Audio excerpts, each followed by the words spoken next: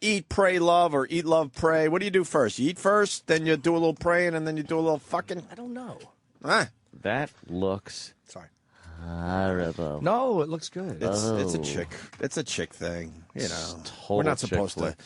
We're not supposed to understand that one. I don't think. No. Nah. You're not find it, Danny? No, I got it now.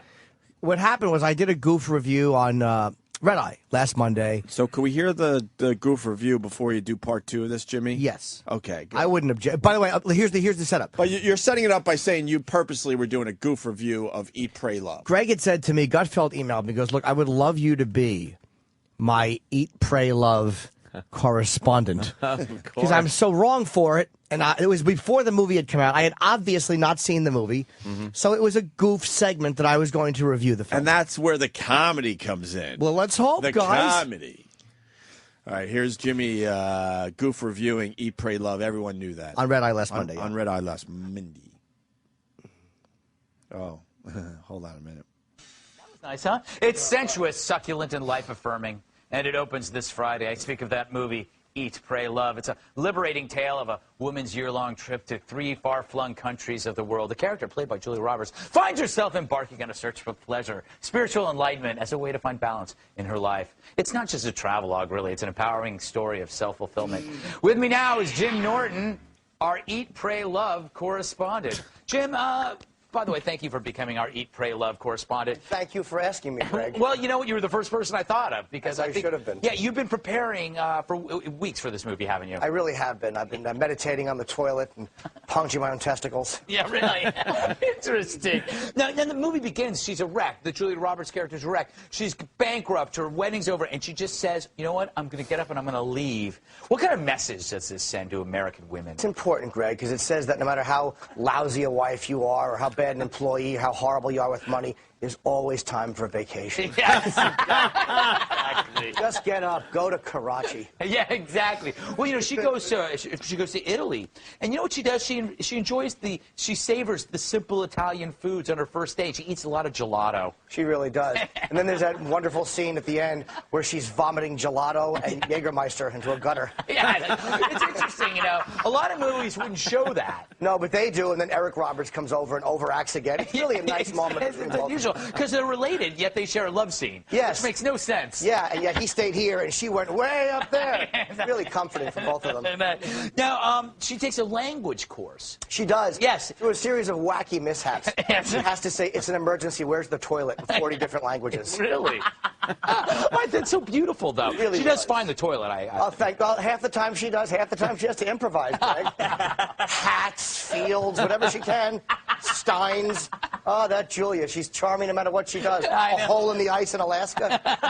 Oh, God love her. She discovers yoga. She goes to meditate, and she approaches spirituality with skepticism, and then she's won over, isn't she? She does. I was the first one to start clapping what she really did.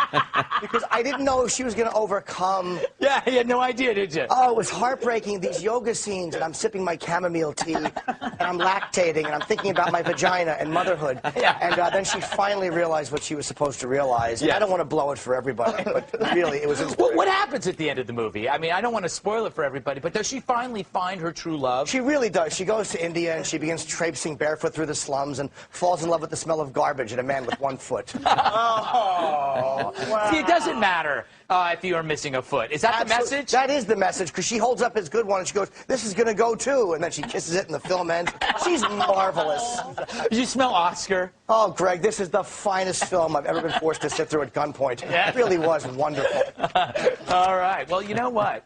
We're going to close things out with a post-game wrap-up from TV's Andy Levy. And that was obviously fucking hilarious. Thank first you. Of all, Obviously a ludicrous review of a film I had not seen. And someone took it seriously on their blog. Well, before she's why would you take that seriously? What happened to feminism? Like, I guess they were always a little take themselves too seriously, but I would love to get her on the phone. Her name is what's her name? Danny, the one who wrote that.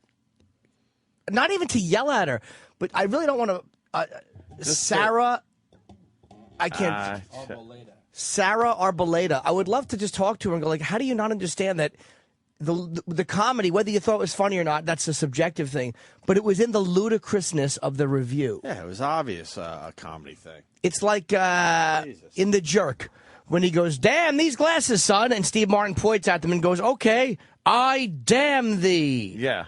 That's a ludicrous thing to happen. It's not ever going to happen. Yes. So maybe Steve, if he's listening, can we look for her? Yes. So what did she write there, Jimmy? I don't have it in front. I have her on the phone from Australia.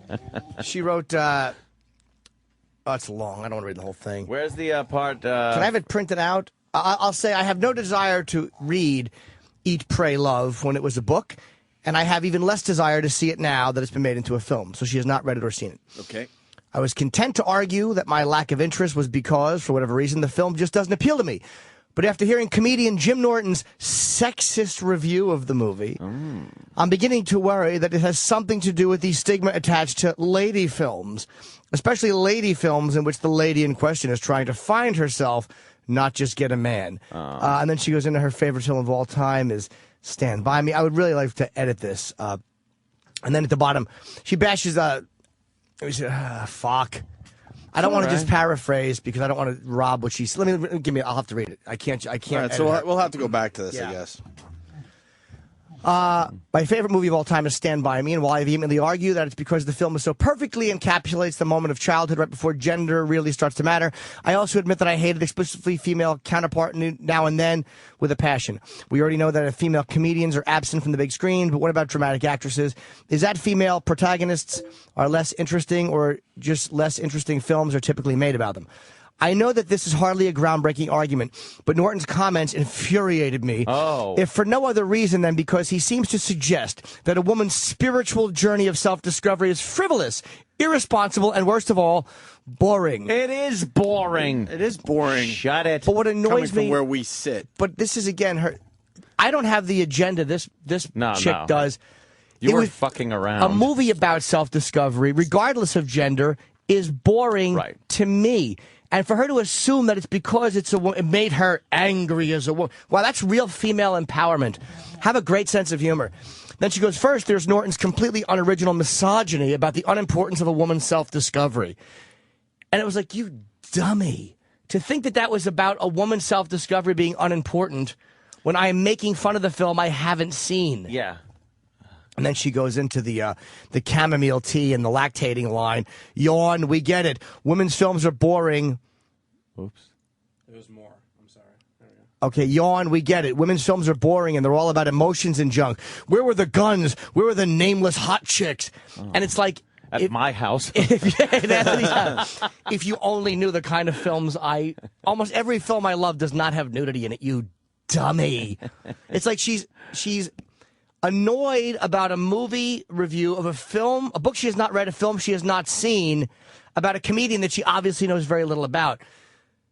And she's not doing it in humor. She's seriously angry. It's like, what the fuck? Yeah, that's fucked up. And it goes on, and I don't want to paraphrase it. On and on. But it's just like, that's what you deal with. Like, what happened to fucking... Feminists just annoy me. I've never met a funny feminist. But this is what they are. It's like this self-righteous, like, hey, Bob, women's self-discovery is not to be ridiculed. I'm just getting a kick out of reading your quotes. I just heard it. I just heard it on the clip we played. But to read your quotes and then her reacting to it is simply insanity. And then she misquoted me. And then there's that wonderful scene where she vomits gelato and Jägermeister into a butter. Why would she vomit into a butter, you dummy? Gutter, stupid. Oh, my God. She said the most appalling of Norton's assertions is that Roberta's character, based on the novel's author, Elizabeth Gilbert, is just a bad, irresponsible person trying to escape from her failure as a woman. And then it's important, Gray, because no matter how bad of a wife you are, no matter how horrible of an employee, first of all, where is the thing about failure as a woman? I say this because she's divorced and unemployed, so I'm addressing each point. And the fact that she was a wife, well, that's because she's a woman. But I say employee and how horrible you are with money. Those are not gender specific. I am making fun of I'm answering the question that Greg asked me. Right. I wish she was on the... Can we get her? Have you heard that or no? Are you just hearing this now? No, I'm looking for the name. But I said it 10 minutes ago on the air. I know you said it. I don't know how to spell it. Thank you. Well, how come we just do it? You want me to scroll up so you can see? Thank you. I said this 10 minutes ago. No, you didn't say it. I did. Yeah, Thank right you. when we Later. Thank you. right when we started. the segment. Yes, I got it now. I know, but 10 minutes ago we were trying to. Can we find her? Or the segment, whatever. Oh, God. Mind-boggling. Come on, Steve. I mean, there was a 3.5 minute clip that we played, and he could have been in here while we were playing the clip.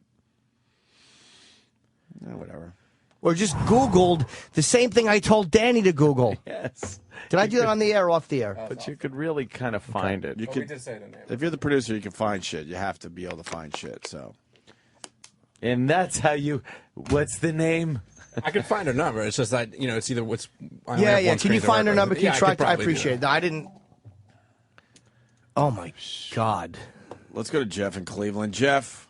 Hey, yeah, they only make these kind of films about self-discovery and spirituality about women. Maybe. They never make them about guys. I couldn't name one that isn't at least a biopic, and the reason why is because they're too boring. Only women would sit through this crap. Yeah.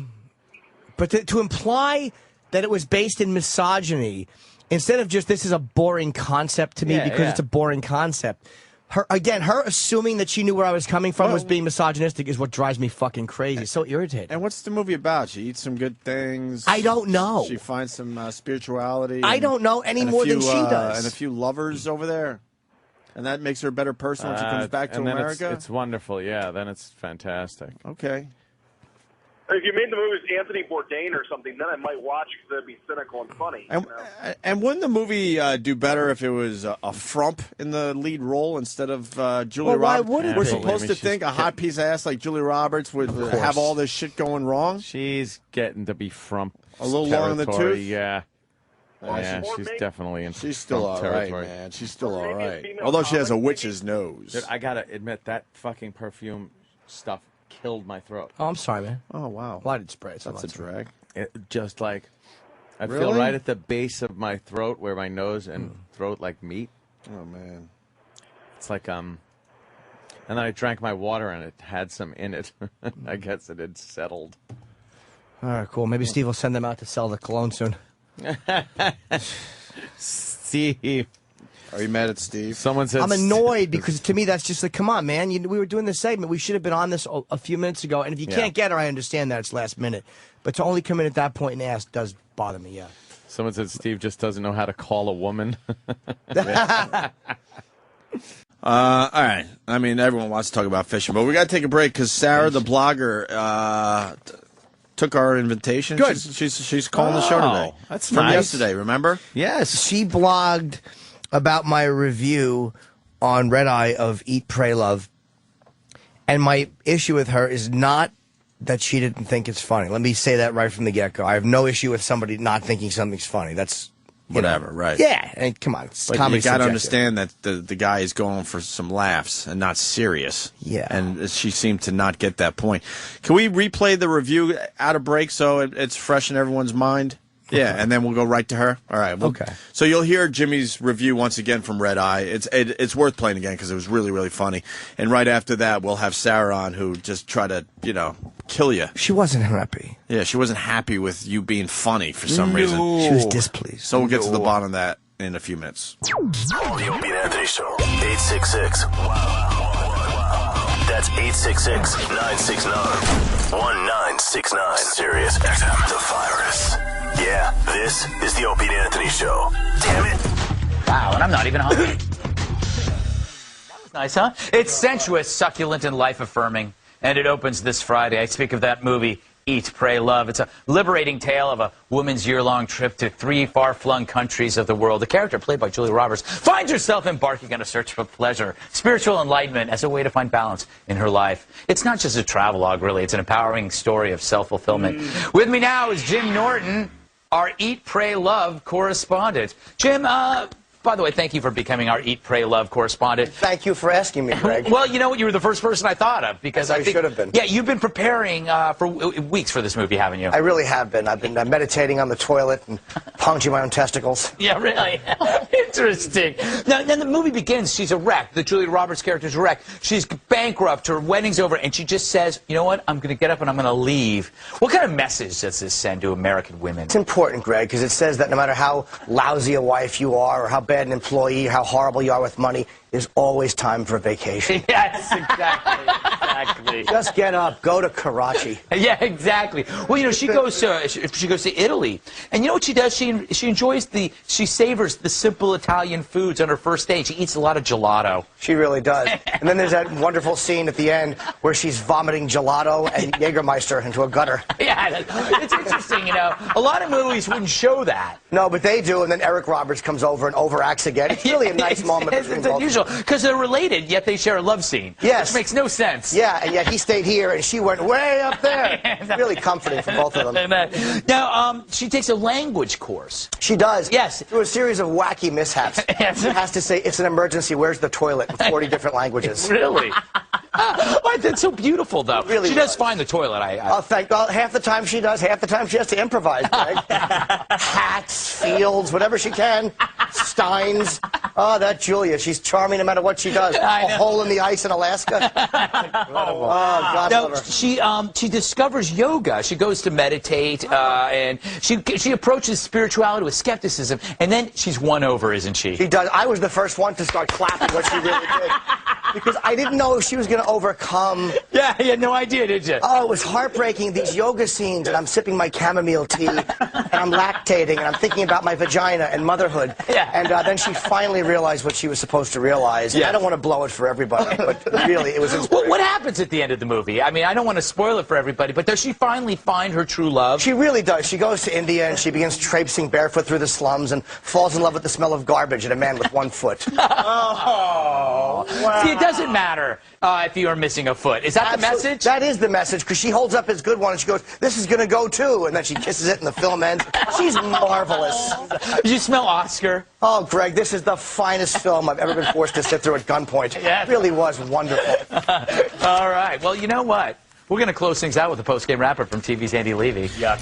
And that's Jim Norton with a very funny review of Eat, Pray, Love. Thank you. And it led to Sarah writing a whole blog about it. Why is Eat, Pray, Love a joke?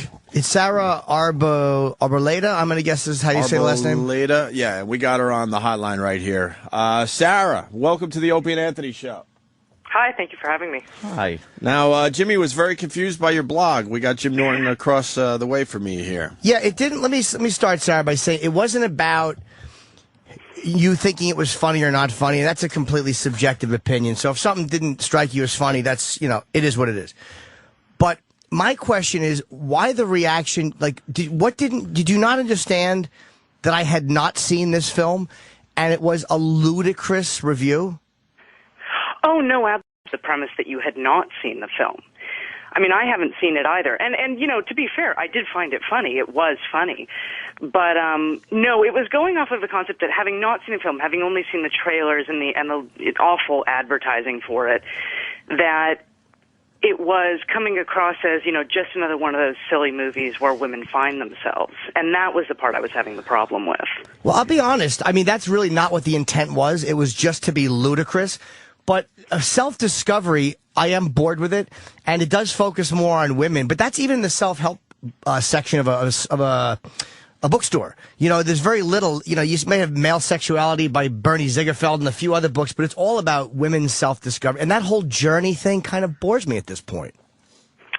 And I agree, but I think that there's a special category where you look at a woman's self-discovery as being somehow less serious or boring or less important, because I would argue, and this isn't spoiling the film for anyone, but what is Inception if not a movie about two people finding themselves and, discovering their bad relationships with their fathers or their kids or their wives or whatever?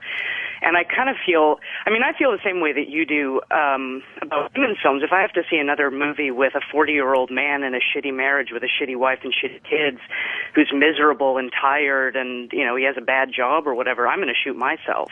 But you misunderstood where the point I was coming from. It's almost like because you were looking at, I guess, from a point of view of feminism, you made my agenda what was actually your agenda, which was because you say, like, first there's Norton's complete. Like, why would my comments infuriate you if you knew it was coming from a silly place, a place of ludicrousness, where I had not seen the film? And at one point in your review, you say, but Norton's criticism seems to have almost nothing to do with the film itself. that doesn't say to me that you really knew that I was just being absurd. No, I mean, I recognize the absurdity of the review. Obviously, the whole thing with the one-legged guy has reached a level of farce that has nothing to do with the movie.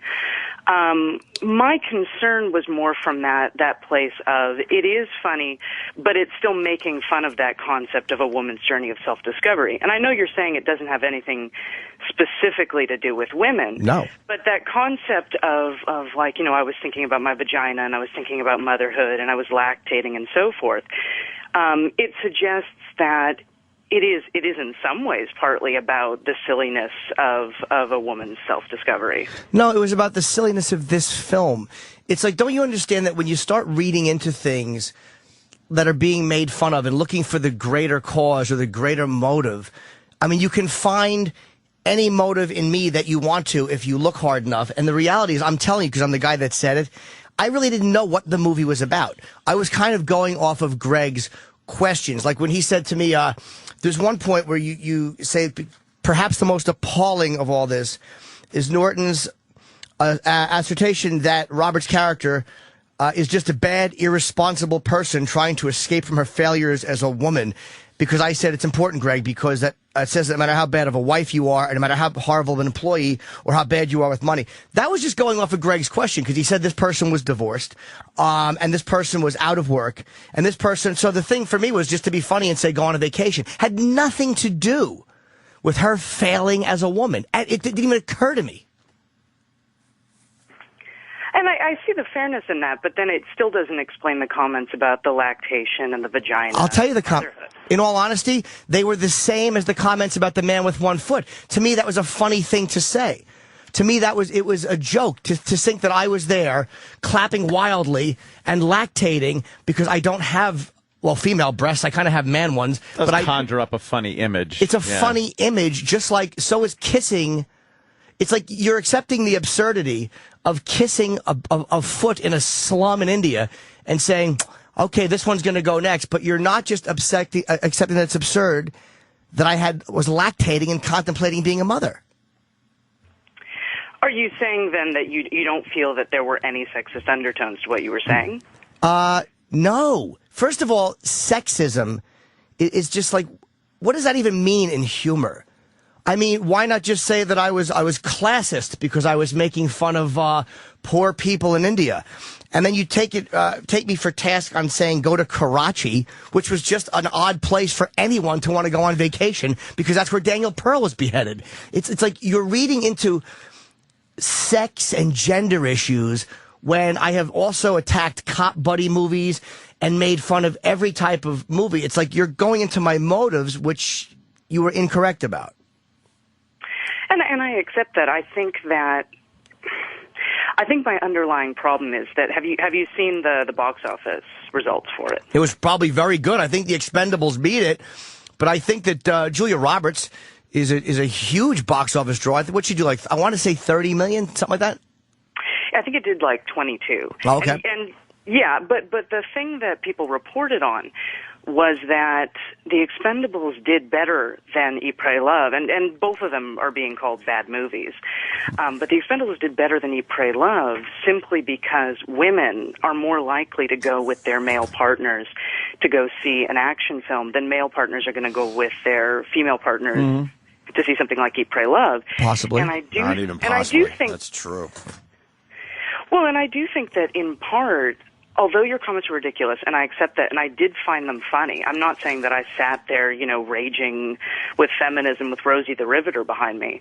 But I will say that I think it does betray a certain underlying thing of women are less serious or they're boring as main protagonists. No, that's honestly, it doesn't betray that at all. And if you thought it was funny, that's cool. But there's nowhere in this review where you say like, oh, look, I thought it was funny, but this seems like it's coming from a place of just this really upset and offended me. And there's one part where you say about, instead, this seems like a platform for Norton to gripe about the dullness and unimportance of independent female protagonists. I wasn't even thinking of that. Like, I mean, it wasn't like I was attacking all women who are the leads in films. Julia Roberts is a very good actress. I think Meryl Streep's a great actress. There's plenty of great actresses. Kathy Bates, great I mean, I can go down the list of people who I think are very talented. Nothing to do with that. It was just, to me, another drippy movie. I don't want to see it. And I don't want to see one about a guy touching his sensitive side. And when you thought I was like loving the guns and stuff, my favorite movies are Cuckoo's Nest, Clockwork Orange, The Godfather. There's no tits in any of those movies, except maybe Clockwork Orange or one big nice pair of tits. But The Godfather. Well, please, Apollonia for a half a second. He doesn't even get to touch him, and then she blows up in the car. That's not exactly a sexy scene, other than to maybe Suicide Bombers, which would tie in with a little Karachi reference. But you say it's attitudes like this that keep more films with female leads from being made. That's not true. What keeps any type of film from being made is box office. That's what keeps films from being made. And I'm not saying that that's right, but that's what keeps fucking ugly people from getting the leads in romantic movies, too. It's the box office. Oh, absolutely. And that was the comment that I was making, that because men do not want to go see these movies, you have fewer people going to see them. Women have to see them alone or see them with their friends. And as a result, the box office draw is smaller. And part of what my blog had been about was that I'm uncomfortable with the fact that that is often my mentality as well. That I have no desire to go see this movie. I have no desire to go read this book. My favorite movie is Stand By Me or Reservoir Dogs. All of these male-centric films, because they're well made and I enjoy them. And oftentimes the films with women are sappy or drippy, and it bothers me that I feel this way. If I see one more movie with four or five women drinking wine, listening to old music, and dancing in their living room, I will throw up. That to me, if I see that in a trailer, I actually get angry that someone has done that again. And I don't think it has anything to do with being misogynistic. It has to do with me not wanting to see a lousy movie. It's not a sexist undertone or anything like that. It just looks like a movie. And I actually say it aloud to people in the room. I go, I will never see that movie. And it really doesn't have anything to do with some grand scheme of misogynistic thinking. It just looks awful. And I agree. I mean, that is my opinion as well. That I had to sit through The Holiday a couple of years back with Cameron Diaz and Kate Winslet. Sorry. And I wanted to shoot myself. It was awful. Yeah. But Sarah, if you're bothered by the same things, obviously, that Antje said, why wouldn't you like where this review came from then? If I'm shitting on a genre that has kind of pegged women as just being this, like the fact that I'm mocking that or mocking the film, why wouldn't you go, whether or not you think it's funny, why would you go, oh, that's cool. He's mocking what has become the only thing that's acceptable for women to be the lead in? Well, because I don't think that that's true, first of all. I mean, Kill Bill obviously did very well. Great film, right, both of them. Yeah, and I love them. And I mean, but I don't love them because they star women. However, what I was going to say was I felt that, and clearly I was mistaken, and I do apologize for putting your words out of context, but I felt that the comment about the vagina or the lactation, that it again, and you know, I'm repeating myself here, but that it was suggesting in general, especially because you had not seen the movie, that it was just going to be another one of those silly films. But I was, not to interrupt you, but I was to a certain point saying that, but it wasn't coming from a place of, just like you didn't like Kill Bill just because it stars women, I didn't want to make fun of this movie just because it was about a woman. Of course it is about a woman. I'm not saying I'm not going to bring that into it. I'd be dishonest not to. But that was not, this to me was no more make funnable than say, what was the movie about wine, Ope, that you saw with the guys? Oh, God. Sideways? Yeah, that movie. Like, if they would have asked me to review that and I knew what it was about, I would have mocked it. I had no desire to see that movie. Actually, that was a great movie. Yeah, I've heard it was good, but it really was a good movie. My desire to see that wasn't there. Sure. And you misquoted me on one thing. You said there's a wonderful scene where she vomits gelato and Jägermeister into a butter. I said into a gutter, because into a butter would be a horrible joke. But I stole the quotes from Film Drunk. Oh, really? Okay. Right. I I link the video. I'm still confused. I think you didn't realize that Jimmy was just mocking and joking and having fun with the review of the film. No, I mean, at the risk of repeating myself again and sounding sort of tedious, If you repeat yourself again, we hang up on you. Yes, sir. I think I understood completely the tenor of the review, what was being said, the fact that Mr. Norton clearly had not seen it. I still come back to the word choice that was used. And again, I understand that, okay, it was a ridiculous thing because clearly he doesn't have a vagina and he doesn't lactate and he doesn't drink chamomile tea or do yoga. Right. And these are absurd images. But that, I don't know, that I still felt like it was an image of women that women themselves don't want to project, and that I'm aware that it was supposed to be an attack on the film. I tapped out because, quite frankly, I was a little bored by it. But what do you want from films as far as women go? What kind of movie would you like Hollywood to make for women? I'm happy. I mean, I'm happy to see films like Kill Bill. I had no desire to see Salt because it just looks stupid. But I don't want necessarily women to be portrayed in a lovely way or a fantastic way at all times. I want to see more complex characters. And I want to see something like Stand By Me for Women that isn't Now and Then, which was fucking awful. I want to see movies about women that do not necessarily have to do all the goddamn time with them being women. Oh, like those, the Traveling Pants. What was the name of that one? Yeah, the Sisters of Yahoo, Sisterhood. So those type of movies drive you nuts, right?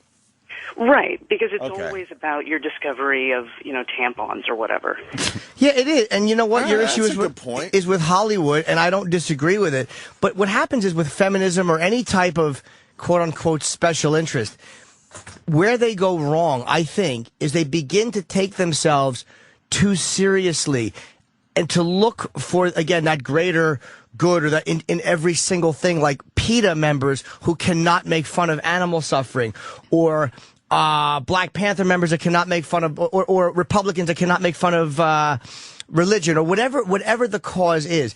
It's like, why can't somebody who's a very strong feminist, who believes very much in blue is not for boys, pink is not for girls, think a misogynistic joke is funny? A misogynistic boss grabbing your ass is not funny, because that's a lifestyle thing. But to think that humor makes life a certain way is completely inaccurate. Comedy is, to me, taking what we see in life and mocking it. It's not life imitating art. It's really not that. Mm-hmm.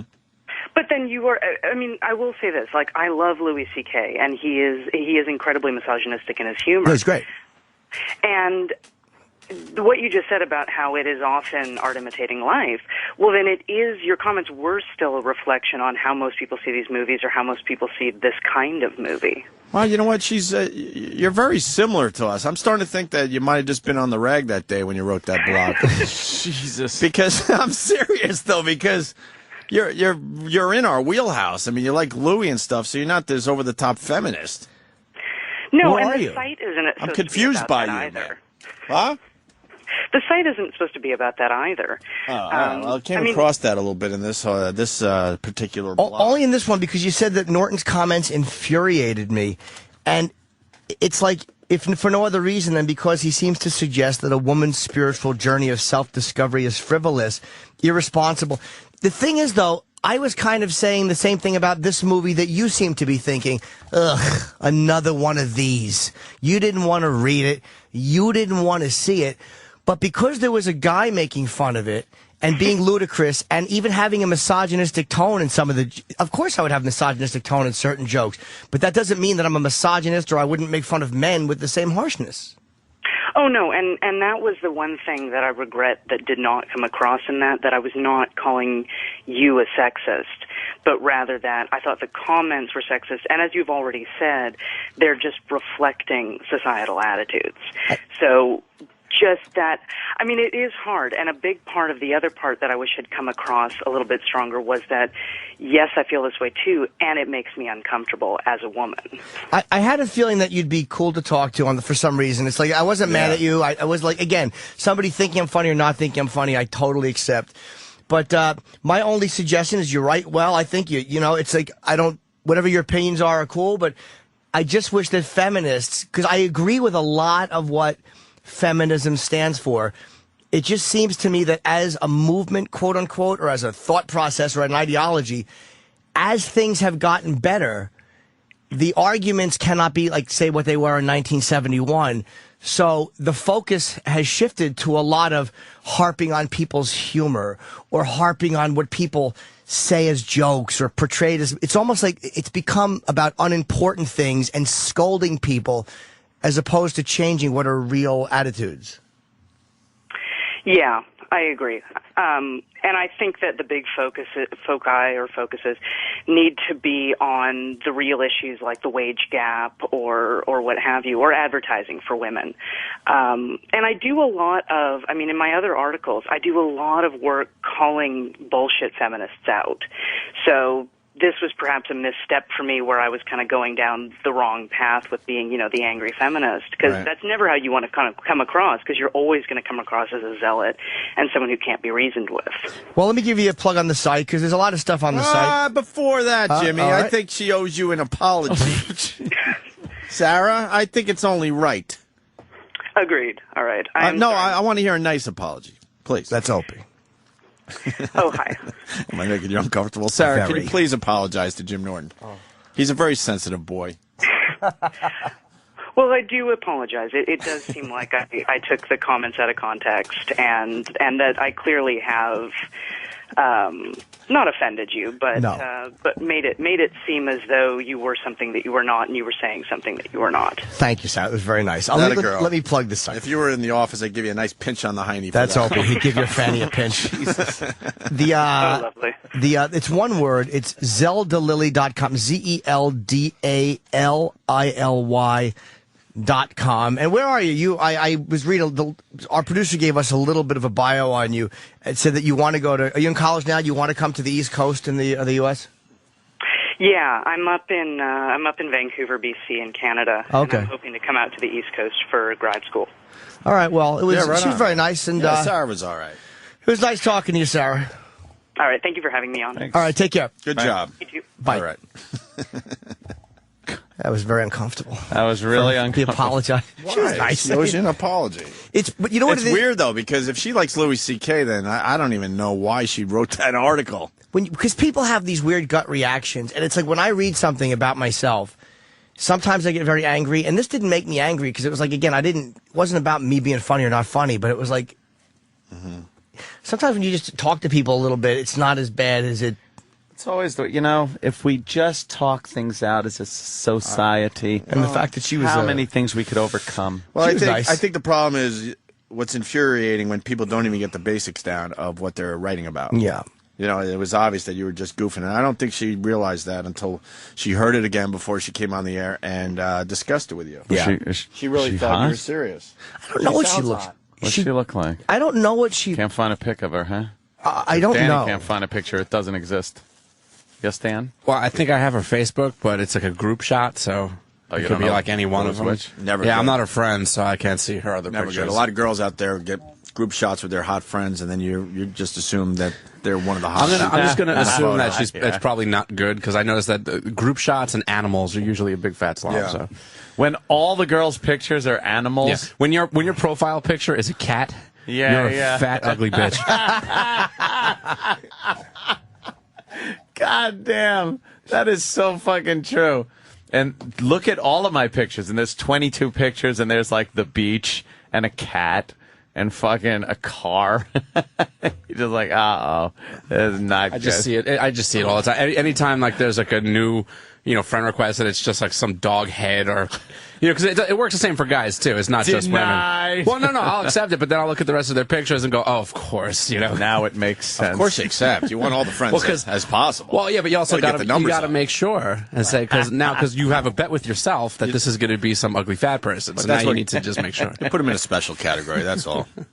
All right, can we? I got to take a break because I want to eat my eggs and ham here. That smells good too. I And want they're some not ham. even green. Relatively healthy. I want to see what she looks like now. She was actually nice. Yeah. I liked her. No, I liked her, man. She held her Wouldn't own. She that was be smart. interesting if you two kind of, got together? Interesting for me, depressing for her. She's probably like this young, hot college student.